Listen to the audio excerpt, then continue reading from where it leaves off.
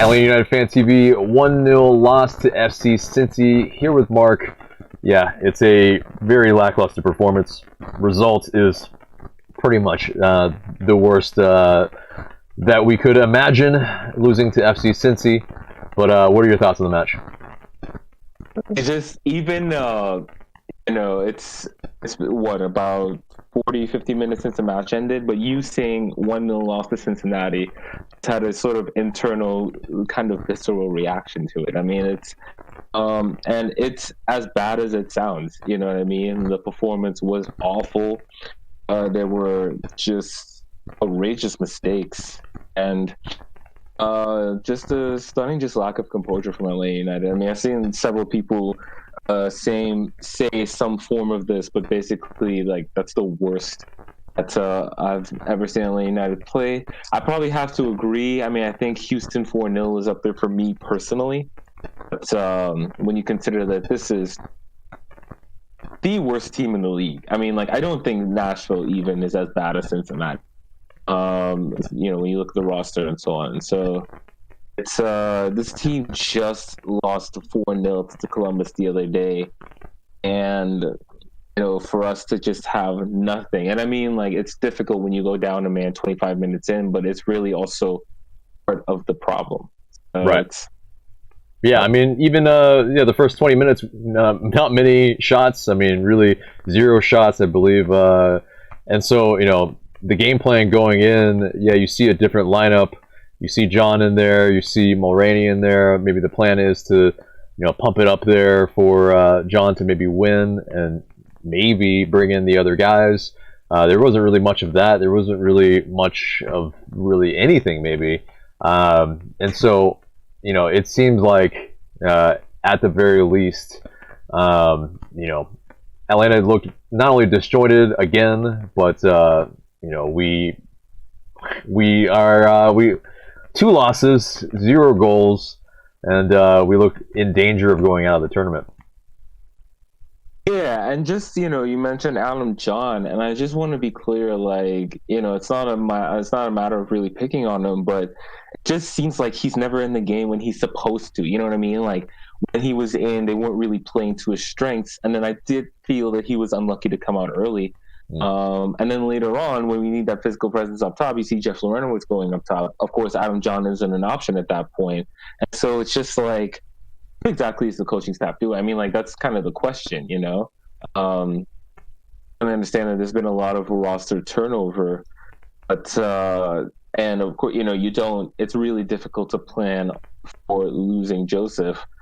But, none of that is new in terms of time. Certainly in terms of games, there haven't been very many games without Joseph, and even really without Nagbe. Like, this is really still, we're counting these games as regular season, the 4th regular season game, and it's the 7th game overall. So just think, I think we look disjointed for a reason. I think coaching staff is still trying to figure out the right combination of players. It's like, I just want to be clear about this point about Nagbe, like, just so that maybe I can illustrate how important I think he was. 2018, right? You could argue that Miggy was best overall player on the team, right? Joseph was MVP, obviously we know why, but Miggy, had his contributions, worked on both sides of the field, always started counterattacks, always got the ball, et cetera, et cetera. Like, if you think about it, Nagbe was really his replacement in 2019. I mean, he played that role, like, box to box, taking care of the ball in the middle, often starting attacks, often, progressing the ball itself. So now what we're having to do is find the right combination of midfielders to replicate that, Like, I think Nagbe has a shout for being the best midfielder in the league for a reason. And so, that's not a point that I make lightly. I just think the coaching staff haven't figured it out yet. Right. And we'll discuss who we think that might be in maybe the podcast and whatnot. But in terms of like moving forward against Columbus, obviously we need a big result possibly and some luck. FC Cincinnati maybe as well, and some teams in other groups. But do you have the confidence in the team to be able to muster something here, especially from what we've seen so far, just that lack of an actual style that we actually want to play instead of just pumping balls into the box. Yeah, what's your confidence level? Not very high, and I mean, it's just it's not just our play; it's the play of the group in general. Like we've already lost to Red Bulls. Columbus looked pretty good versus Cincinnati. I want to see how they look tonight versus better competition. If Columbus wins tonight, I don't see how I would be confident in us being able to beat Columbus. That would have been now 2 games under the belt.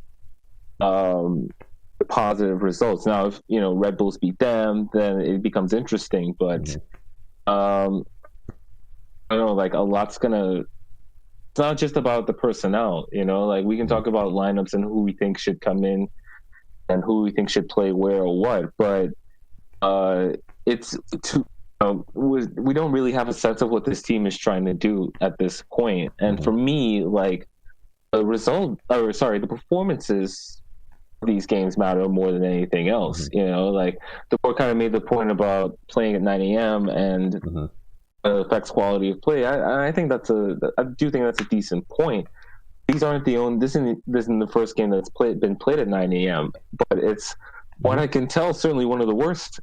So yeah, we've had two of the worst, I believe, in terms of performances. And yeah, I mean, it is a little bit game state maybe too, where we allow FC Cincinnati to grow into the game, and especially after the 2 yellows by Mulroney, then of course, yeah, they'll feel emboldened at some points. Obviously, they didn't really try to attack us. They still kind of stuck to their guns, stuck to their game plan, and try to just nick one against us and see out the game.